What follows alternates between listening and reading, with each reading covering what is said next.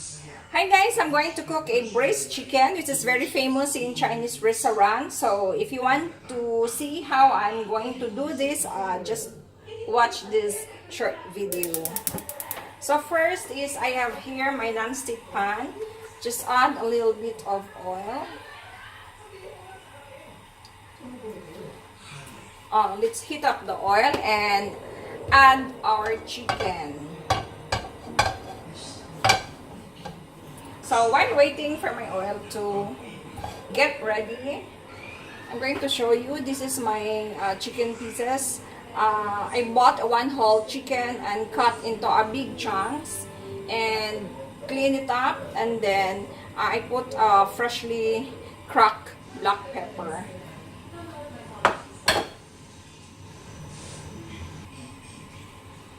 So my oil is now very hot, so I'm going to add my chicken. So carefully add it one by one.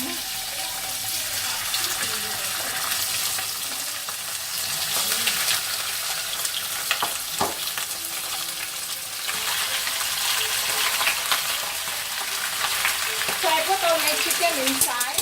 I want this to get brown. Just only a light brown. What I want to achieve the color here is the light brown color of the chicken.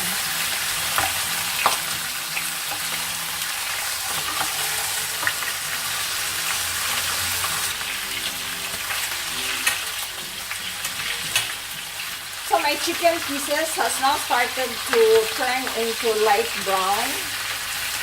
Just make it sure that its side was really fried. The main purpose of this is when I'm going to add the dark soy sauce, it will absorb the color inside the meat. And also the juice of the chicken will going to come out naturally when we fry this for a short time.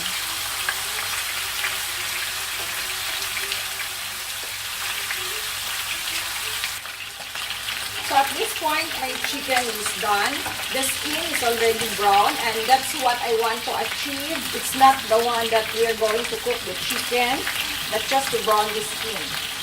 So I'm going to add my spices here. So what I have is ginger.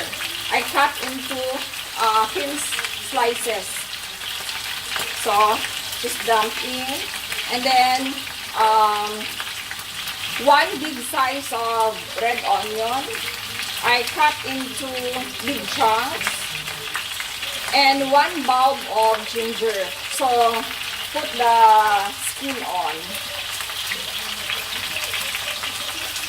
and one piece of star anise.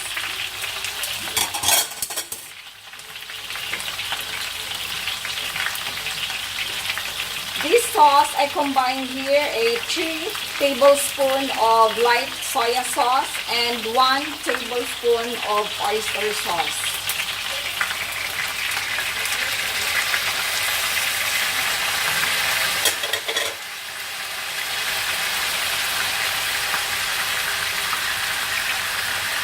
And this is the dark soy sauce. So I'm going to add 4 tablespoons of dark soy sauce. This is very dark, unsalted, but if you are going to use the salted dark soy sauce, be careful in putting your light soy sauce, because we don't want this recipe to be very salty. We want this to taste in a sweet taste.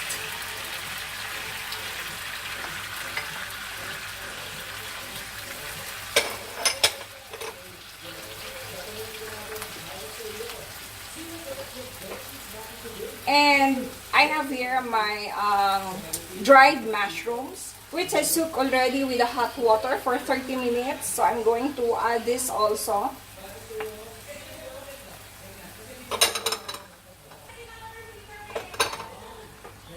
Next is my palm sugar. This is my palm sugar, and if you're wondering what the palm sugar looks like, well, this is the one. I'm using the Malaysian Gula Melaka or the palm sugar.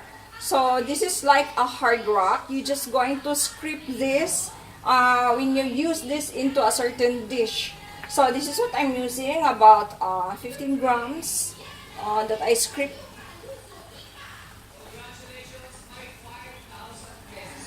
Of course, you can use the white sugar, but white sugar has no flavor. This one is a very, it has a very nice smell, the aroma from the molasses. So it will give a nice flavor to this braised chicken. And then add a enough amount of water that will cover the chicken.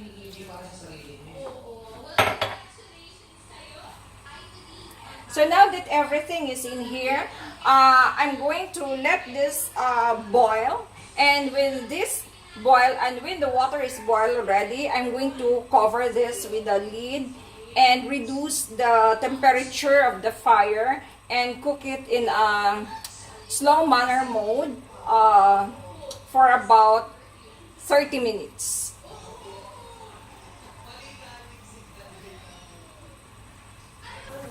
So now the water starts to boil. I'm going to cover this. When we speak of braising the meat, it's just like roasting a meat inside a pot with a lot of spices and the liquid sauce that you're going to add your dish. So all the flavor of the spices and its aroma will comes out when the liquid evaporates, and then the meat becomes so tender. So let's try to get back after 30 minutes. 30 minutes is up, so I'm going to check what's going on my braised chicken. So I'm going to slow down the fire. Oh, the sauce has evaporated, and the meat of the chicken is so tender. So I'm going to have a try on how the sauce tastes like.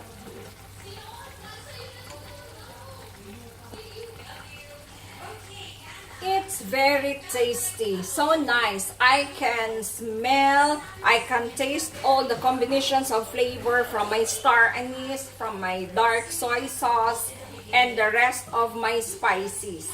And of course,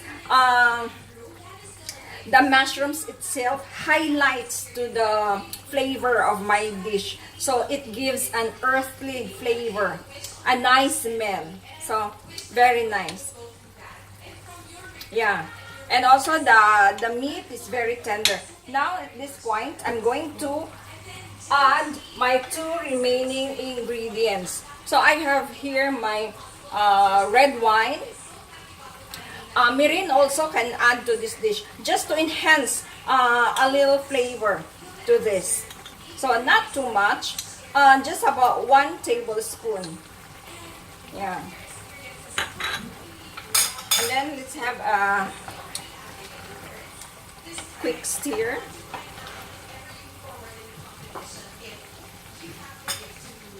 Finally, I have here my cornstarch flour, just to add a little bit of slurry to thicken up the sauce.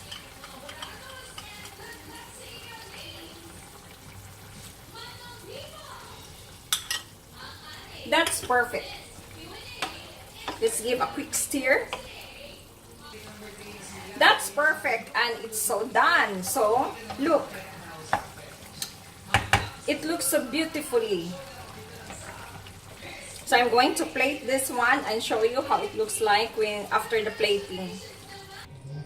So let's have some plating now.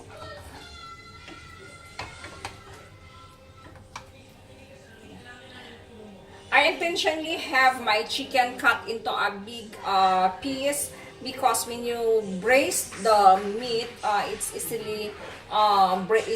easy to break down when you cut it in a small pieces.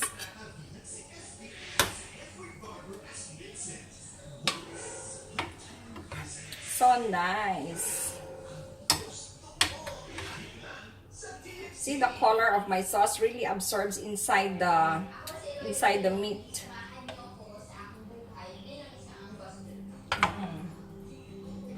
See that?